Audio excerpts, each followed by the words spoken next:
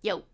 So I made a homebrew world called Xyz. It's 5e compatible, but with some spicy upgrades. The kind of idiosyncrasies that make every campaign feel fresh and weird and full of story hooks you actually want to chase. For example, species compatibility is fully unlocked. Any sapient creature can have kids with any other.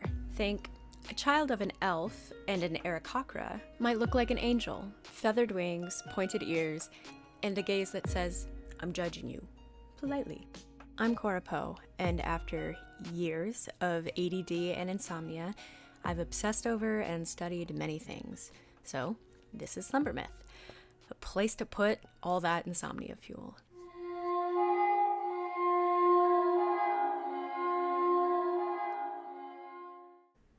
Number 1, natural hybrid species. Because of this romantic freedom, Xyz is full of unique-looking people who still feel grounded in the setting. Half tabaxi, half human. You've got immense flexibility, supple skin, ears, a tail, a killer smile, and hypnotic eyes. Orc and dwarf, you're stocky with tusks, sage green skin, and maybe an intricately braided beard. Aarakocra and elf, literally an angel person. This system makes diversity feel organic, and it gives players, and myself, a lot of room to be creative and really connect with the heritage of our characters in a meaningful, believable way. Number 2, the world is literally alive. Up next, Xyz is alive. And I do mean that literally. The gods who created the world are massive, shape-shifting dragons who still walk among us in humanoid forms. Their names are Lunari and Summeron, and they are not just world-building lore dumps. They show up, they meddle, they shapeshift.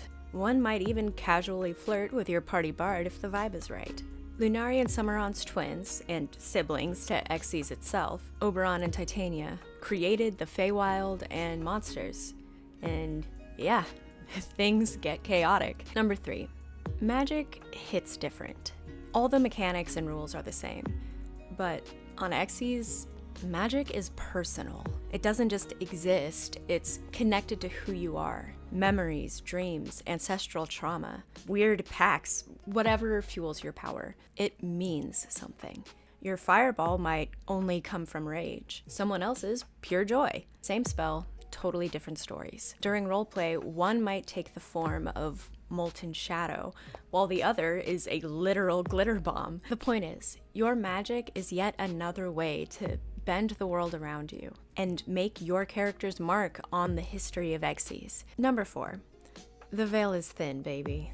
Reality on Xyz is porous. Fey magic leaks through dungeons. You might step into a dream without warning, or a dungeon itself might start talking to you, and not nicely. Nothing's ever just a simple cave crawl here. So you don't really explore Xyz so much as negotiate with it. Because the Fae helped shape the world, the veil between realms is pretty thin in some places, especially in deep dungeons, ancient forests, and even abandoned cities. Sometimes you get sucked into a scar on a marble pillar. Sometimes the trickster god notices you. Sometimes the dungeon that itself is alive is whispering things to you that it should not know. The line between magic and madness is flexible, and it keeps players curious. And certainly on edge. Number 5, culture and in turn, lore is player built. And finally, players help build the cultures of Xyz. When you create your character, you're also invited to define your homeland, its customs, clothing, and even weird holidays. Want your village to ride giant moths and believe that the moon gave them to your people? Yes, please. What, your paladin's hometown requires a poetry showdown before marriage? That's canon now. The players co-create the world, your character's homeland, your rules. You want a sky circus society that worships flying whales? Sold. Your bard's town has birthday duels with pies? Canon. Every new character makes Xyz richer. It makes the world feel as alive as it is because everyone's adding to it. But as always, I am always happy to fill in the blanks if there's a part of your story that you don't feel like writing. That's what I'm here for. The cultures and histories spun up by those who enjoyed the world of Xyz before you is now canon lore for you to explore and uncover in the museums of flying cities, in the oral traditions of your own village, or in the depths of dungeons long since crawled. Culture is cumulative, and you get to decide what your story will look like in the eyes of the heroes or villains that walk in your footsteps long after your adventure has ended.